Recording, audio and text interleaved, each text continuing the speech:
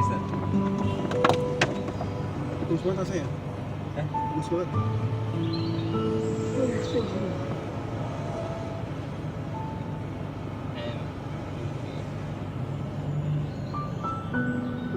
Nanti ada waktu kami sama insyaallah.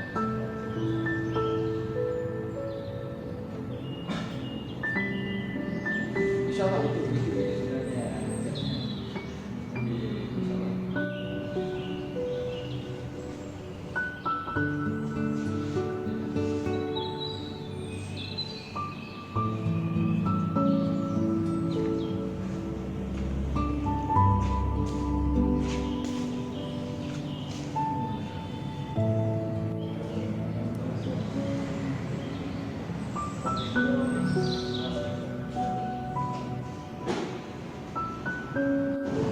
Bismillah.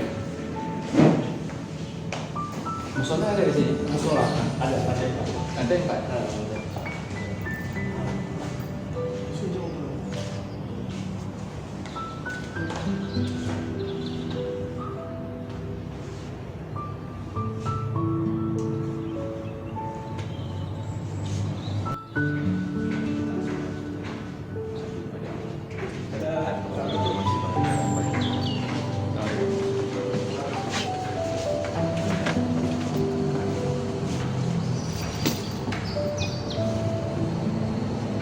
Kayaknya Bang Regar.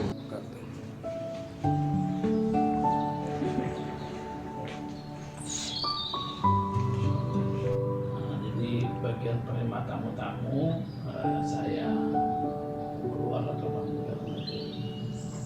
dulunya saya mantan di maktab dari ini bagian nasab urusan nasab dulu tapi sekarang masih ada.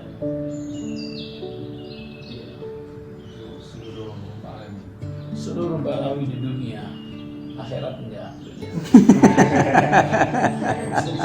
Dunia saja. Di internasional. Iya, di Jepang juga ada. Di Jepang bahkan sampai di sini sekarang orangnya ada di sini. Dulu lama di Jepang ya. Anak-anaknya juga lahir di Jepang. Bangsa lain terus. Ya, sekarang ada di sini di Jakarta. Lama di Jepang 25 tahun. Jepang. Iya. Gimana Jepangnya? Wah, saya belum tahu dikasih detail.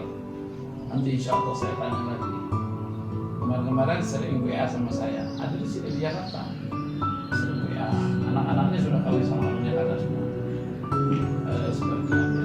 Diulang kembali gitu ya. Jadi,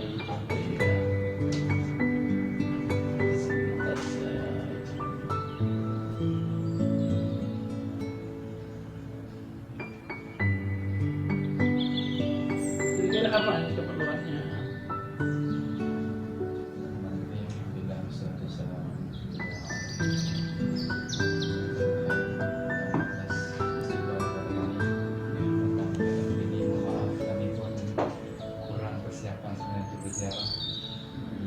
Kami sebagai perwakilan Masjid Darussalam Masyur Jepang, salah satu masjid yang Oh, masya Allah. asalnya gereja, dan di sekitar itu orang-orang Indonesia yang keturunan Jepang hampir 700-900 orang. Orang Indonesia turun Jepang. Berarti mereka kawin orang Indonesia yang kawin sama Jepang. Ayahnya kan Oh, sama Belanda dulu. di Indonesia kami Belanda Safar dari lama. Insya Allah. Alhamdulillah terkunjung sejarah rumah ulama di sini itu buat pengambilan sebelum ini agar ada tuh safar setiap tahun insyaallah berkurang. Insya Allah ya. Mau saya berkunjung. Siap.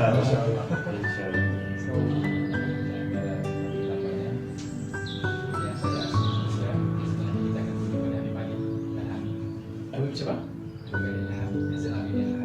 Oh ya, di Malaysia. Malaysia. Untuk buat tadi silaturahmi Itu lah. supaya ada apa masalah kita di sana misalnya tidak ada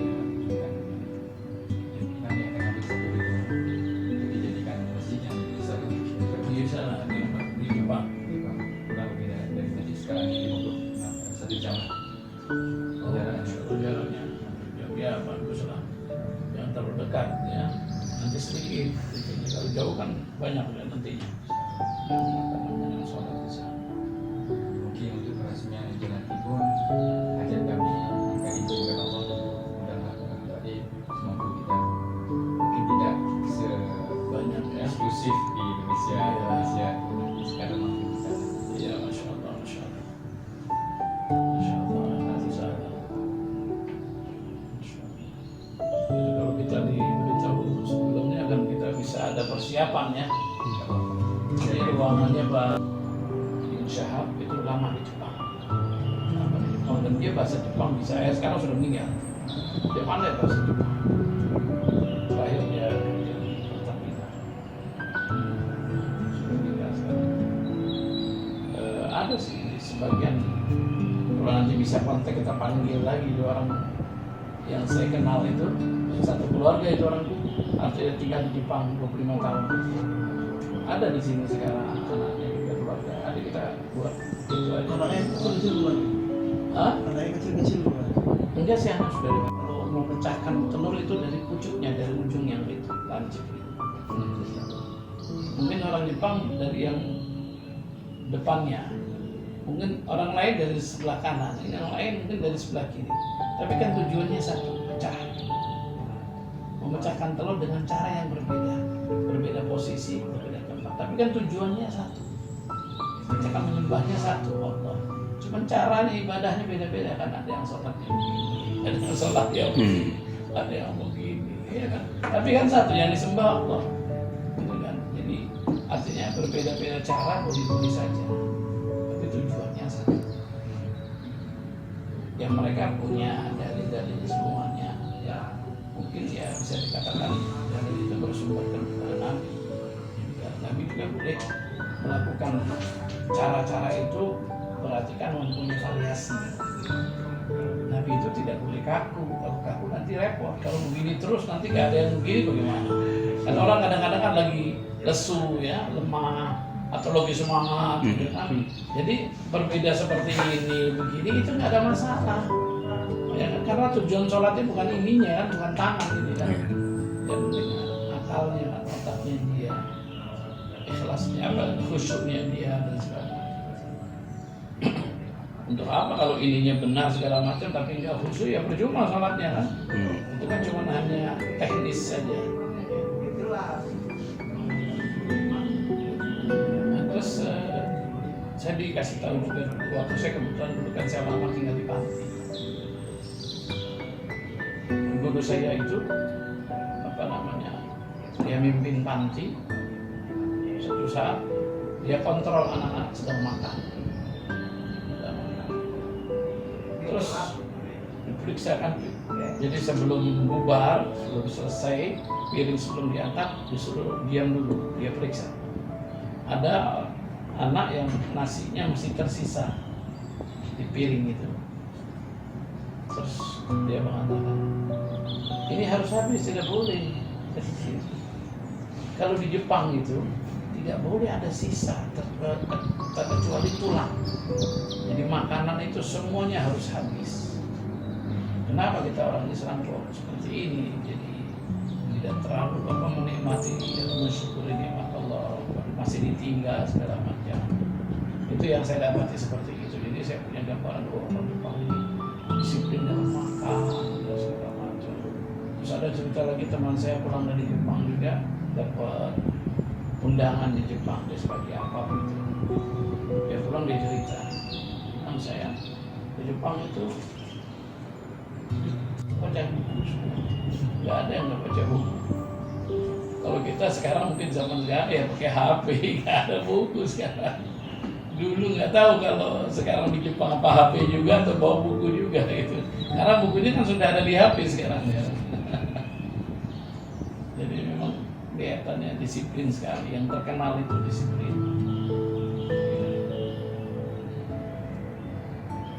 Dari sisi kelebihan Jepang itu disiplinnya, sopan gitu ya. Kan kita suka lihat film-film Jepang gitu kan. Apa sopan santun, akhlaknya itu kepada suami, kepada ayahnya, duduknya, segala macam. Tapi apa betul itu sampai sekarang masih berjalan seperti itu? Kalau lihat film kan seperti itu, duduknya segala macam. Situasi tertentu dia benar-benar harus dijaga sampai minum teh caranya seperti apa, itu diputar 3 kali, hisapnya seperti apa, benar-benar dijaga. Iya. Tapi ada dengan sedikit demi sedikit anak muda sekarang, begitu dia keluar dari rumah dengan kayak gitu, tapi dalam pekerjaan misalnya ada tamu orang mau beli contoh beli mobil, benar-benar dengan sifat sikap dia menunggu dia waktu berterima kasih, bahkan ketika tamunya sudah mau pergi benar-benar ditunggu di luar, diantar sampai nggak kelihatan mobil itu masuk.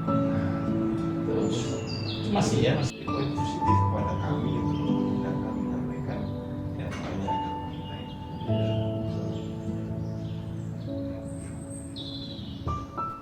mau melihat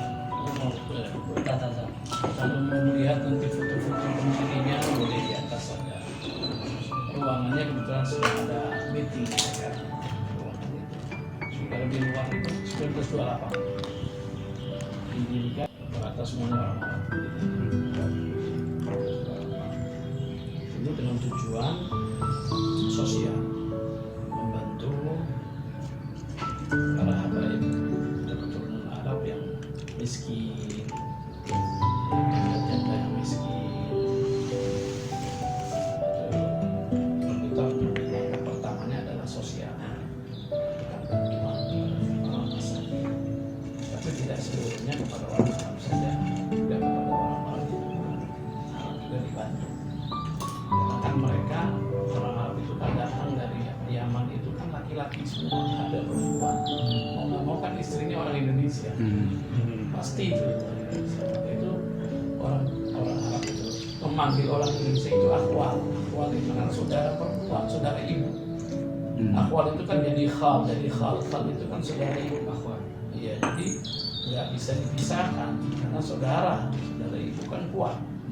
Jadi nenek saya juga yang ketiga dari pihak ibu saya itu orang asli Jogja, dari Keraton Keraton Sentono. Jogja Keratonnya satu saja mas. Nggak pernah di Jogja. Iya. Ya.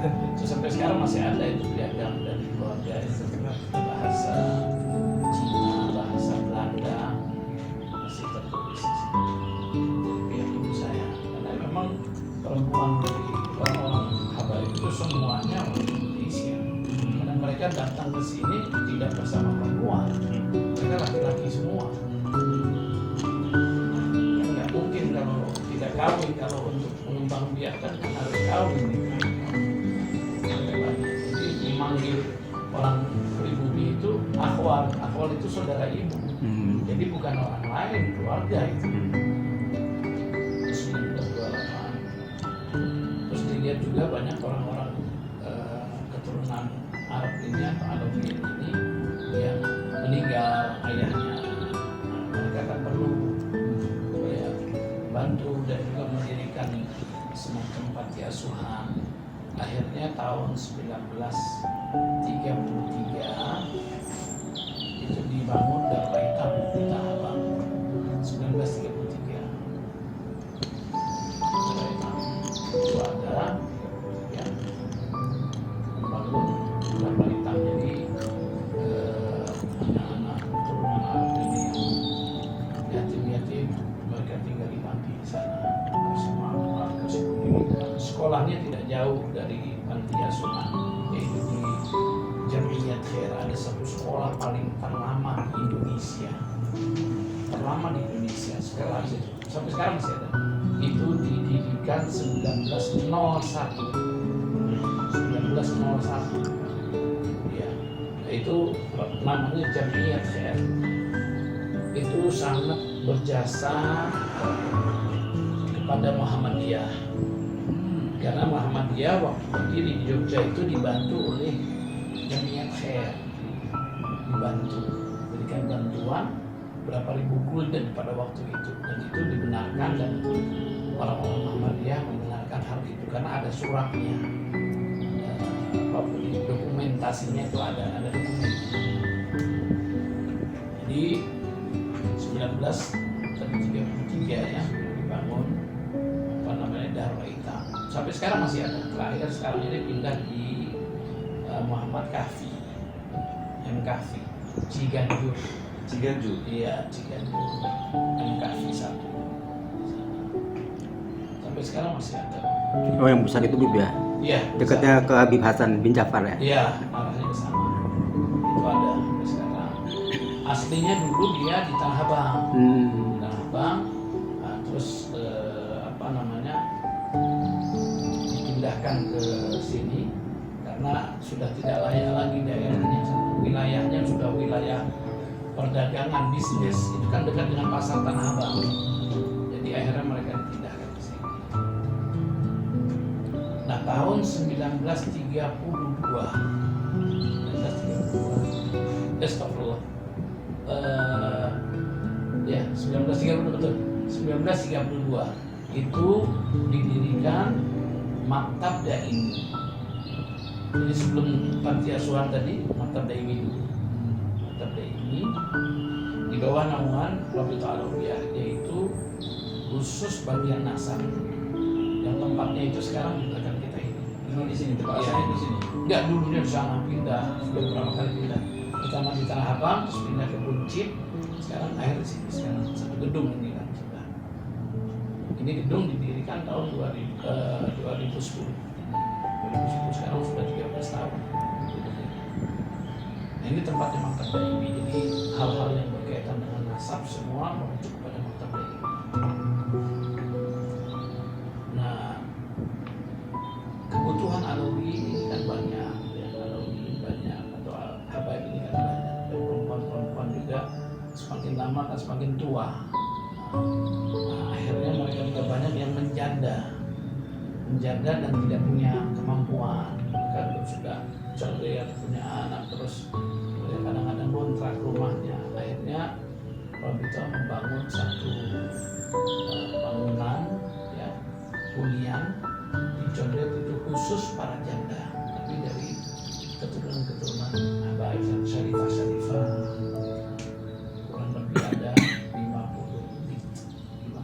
sekarang masih ada sampai sekarang. Baru itu tahun 2018 baru tahun khusus untuk janda.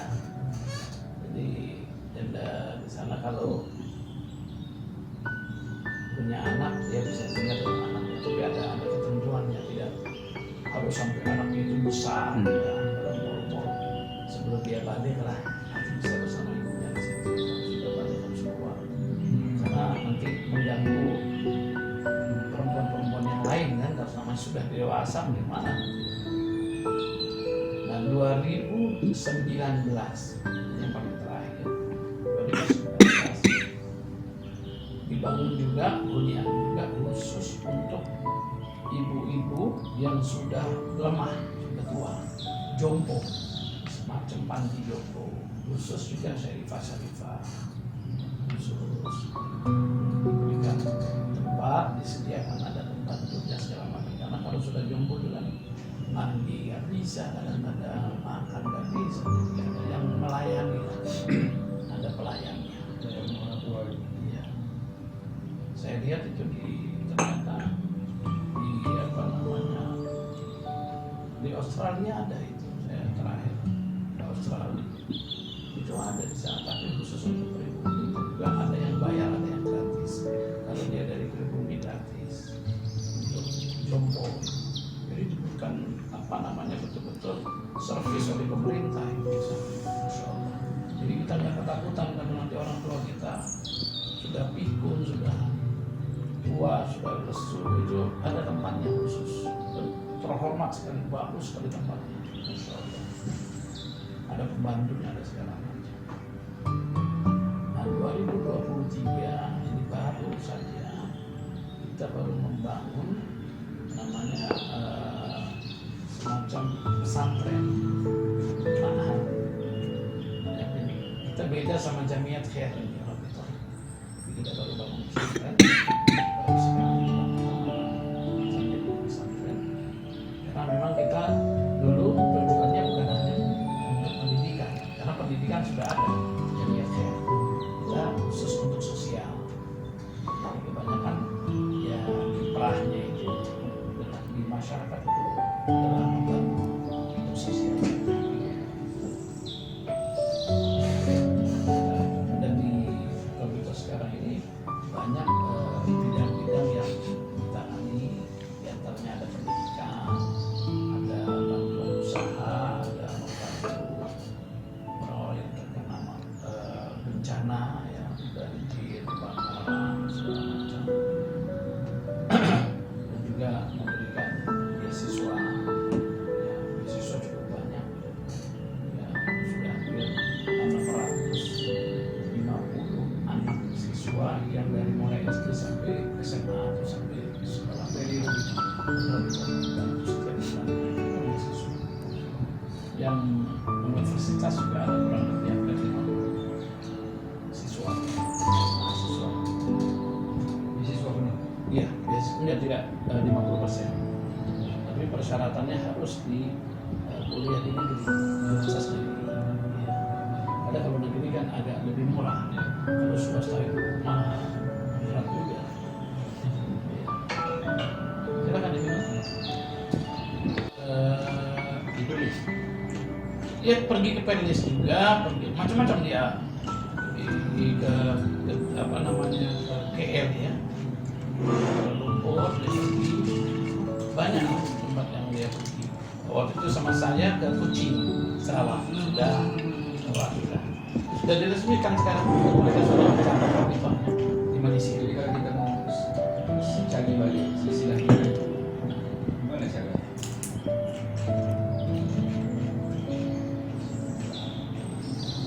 Tolong dibantu saya juga nih, ada kamera, Oke. saya juga. Iya.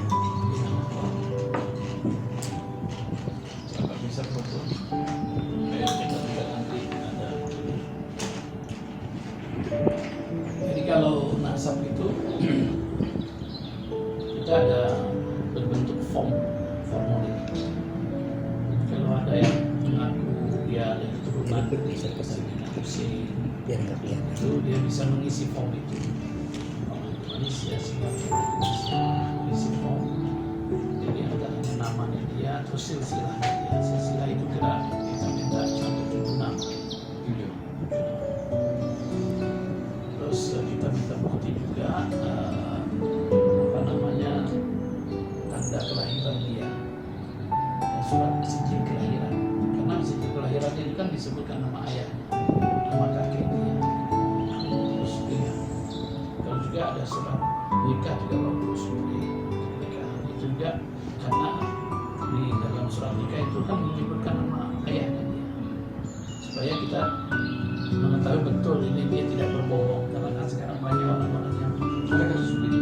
wah Indonesia ini banyak kasus Banyak banget ngaku-ngaku. palsu itu terlalu banyak.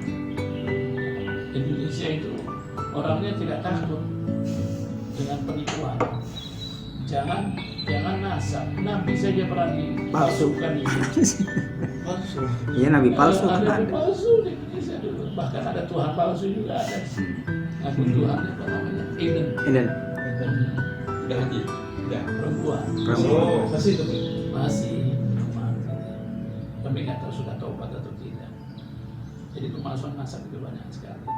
Jadi dari formulir itu nanti setelah ada persyaratan yang harus dilengkapi, setelah itu kita pelajari, kita punya buku apa namanya untuk mengetahui silsilah dia, rujukan kita sejarah itu, sejarah bangsa kita punya kurang lebih ada 15 jilid gitu. Dari berbagai marga apa saja nanti bisa dilihat dari situ apakah yang diajukan itu tersambung atau tidak. Kalau tersambung sampai tujuan ke atas itu tersambung, ya alhamdulillah bisa diajukan. Jadi kalau ada nama yang belum tersambung itu dimintakan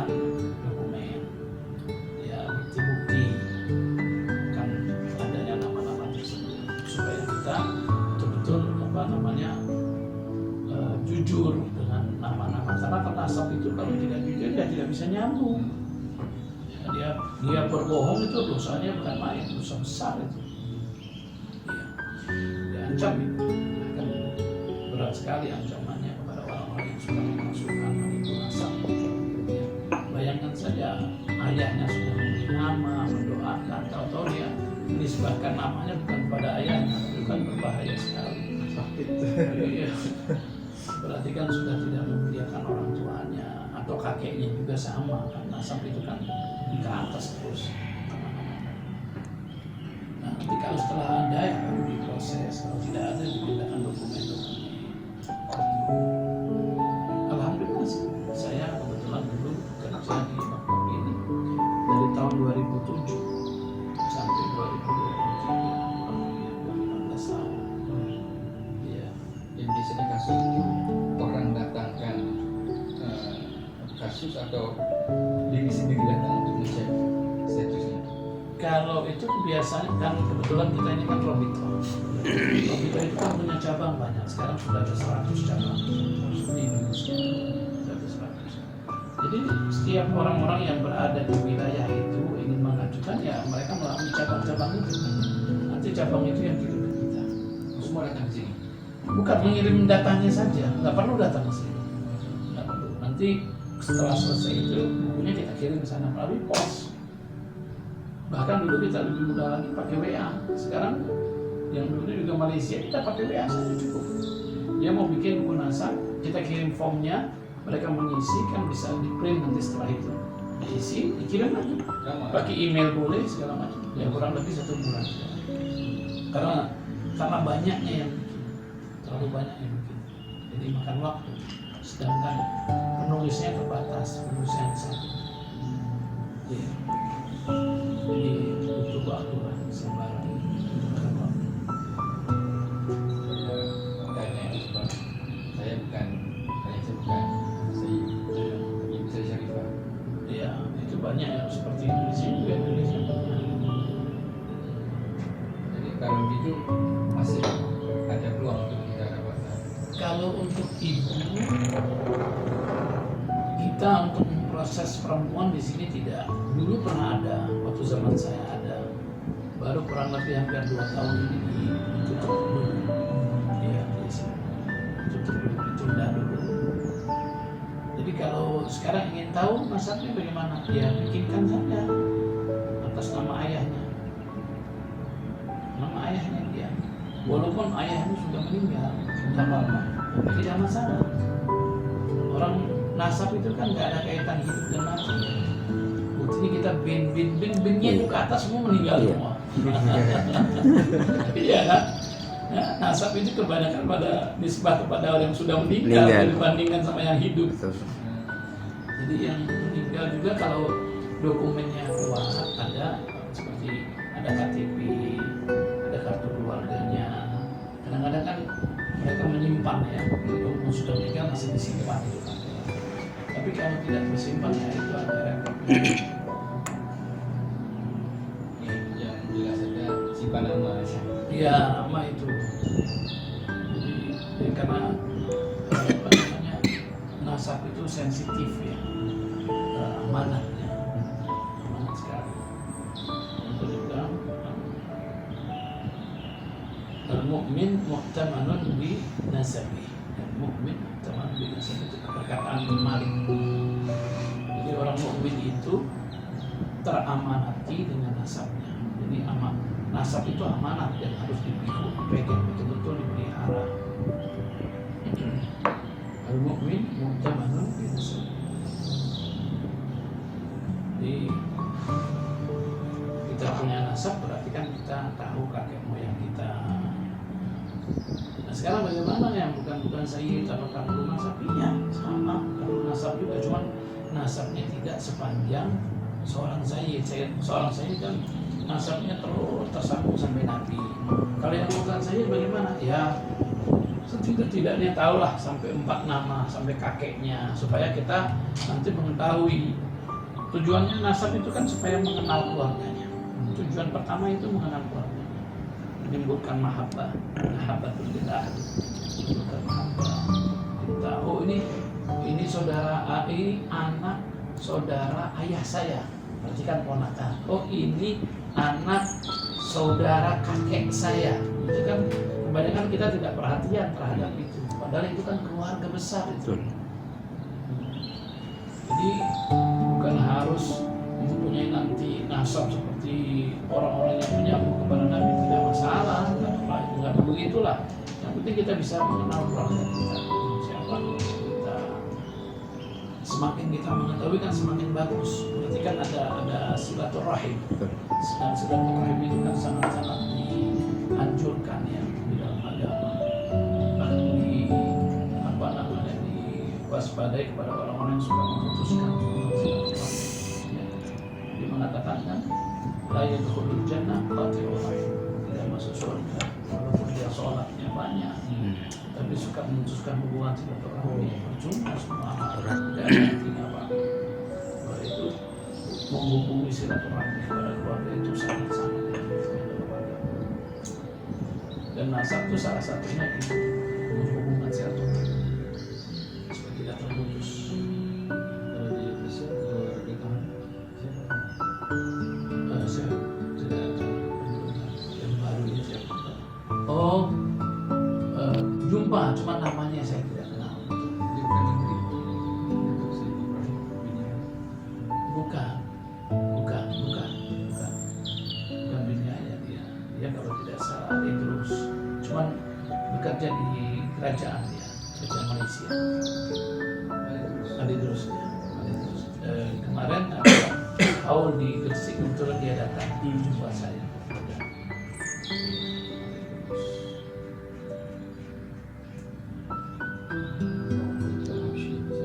Adi. Satu sisi Ali, dua Habsyi. Idrus kalau tidak salah ya. Oh ini dia.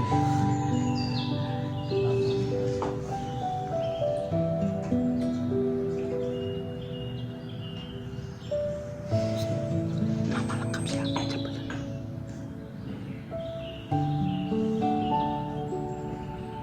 Oh tiga. Oh tadi yang motor jadi nggak kena ya. Antum di sana. Oh bisa ini ada 4 ini. Nah, sudah. Kamu geser sedikit. Antum geserkan. Geser. Muhammad Al-Atas.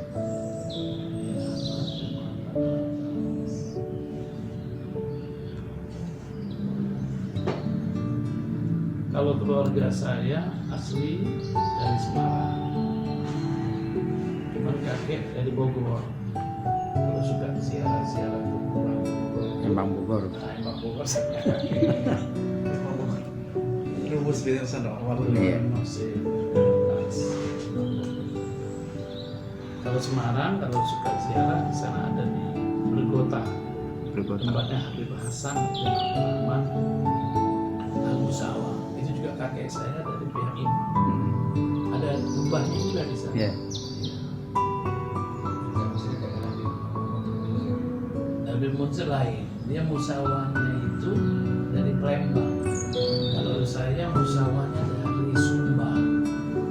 Ibu saya Sumbawa sana dari apa namanya?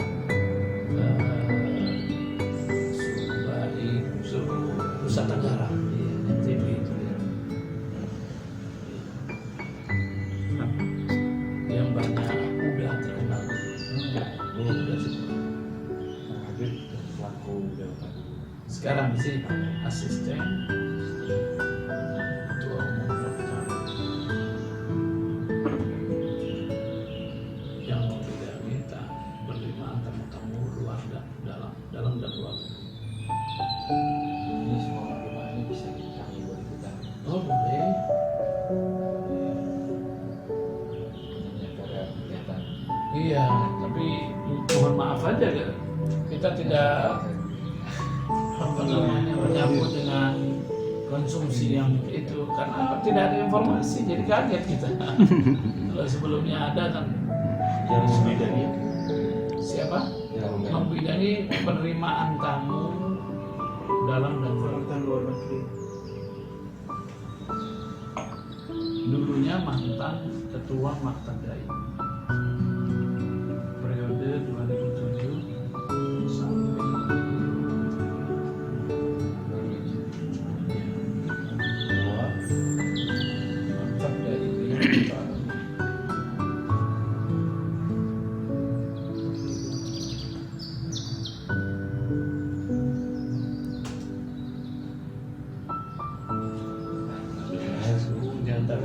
sudah takut. Di Solo kan orang.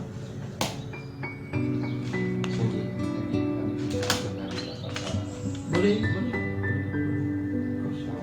15993 5649. Jadi memang hari di sini.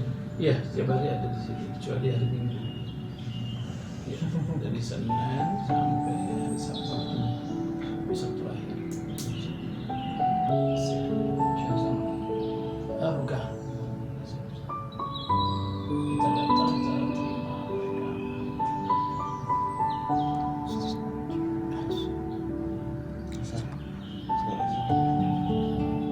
Musola di lantai 4 ada musola di sini.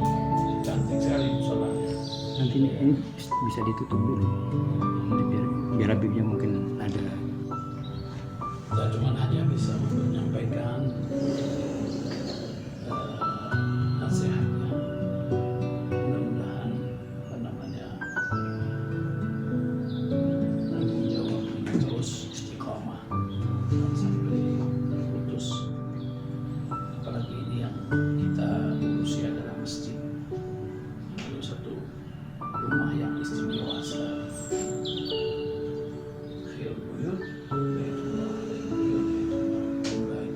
Ini bagusnya rumah itu masjid. Ya. Maka kita harus menjaga betul-betul dan juga memakmurkan dengan memperbanyak kegiatan-kegiatan Islam. Jangan kita hanya masuk ke dalam pengurusan tapi kita tidak bekerja apa-apa sekali. Kalau bisa dianeragamkan kegiatan agamanya seperti adanya taklim fikih, nanti ada hadis, ada tafsir, karena itu kebutuhan tidak beda. Kita juga ketika makan kan butuh banyak makanan, ada nasi goreng, ya kan, ada nasi uduk, ada telur, ada ini. Sama seperti agama juga butuh banyak.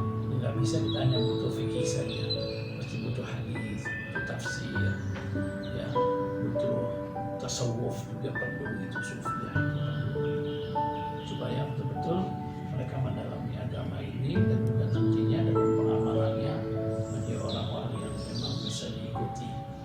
Ya. Dan mudah-mudahan Allah SWT memberikan keberkahan kepada semua. Amin. Bila itu Assalamualaikum warahmatullahi wabarakatuh. Tidak masalah. Nanti kita ingatkan. Nanti dulu. Bismillah. Terima kasih. Alas. Istirahat. Akan selalu dikasihkan dia. Insya Allah sama-sama. Terima kasih. Saya besok mau berangkat itu Pak. Oh, langsung. Insya Allah. Insya Allah. Insya Allah. Dan selamat Insya Allah. Tuhan beri selamat tidak ada kekurangan Insya Allah. Selamat Taufik. Insya Allah. Insya Allah. Ya. Insya Allah. Selamat. Insya Allah. Oh ya. Insya Allah.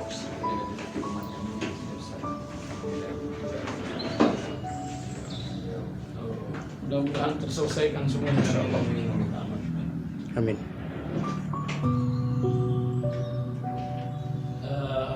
Apa namanya? Kalau berangkat dari sini itu kembali ke Jepangnya kapan? Silakan. Kalau saya besok. Beda-beda. Beda-beda. Kami saya sama beliau tanggal 7 ke Pekanbaru, dari Pekanbaru ke Malaysia tanggal 9. Oh, tanggal 9. Nanti kami datang lagi nanti insya Allah. Iya. Iya. Oke, terima kasih.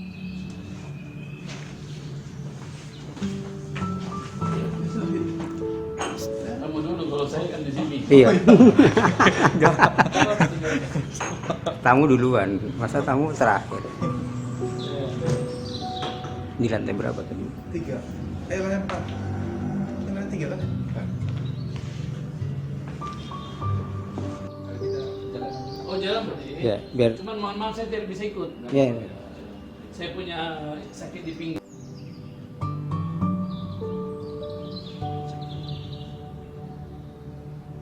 kayak di Medina. Rasulullah. Kita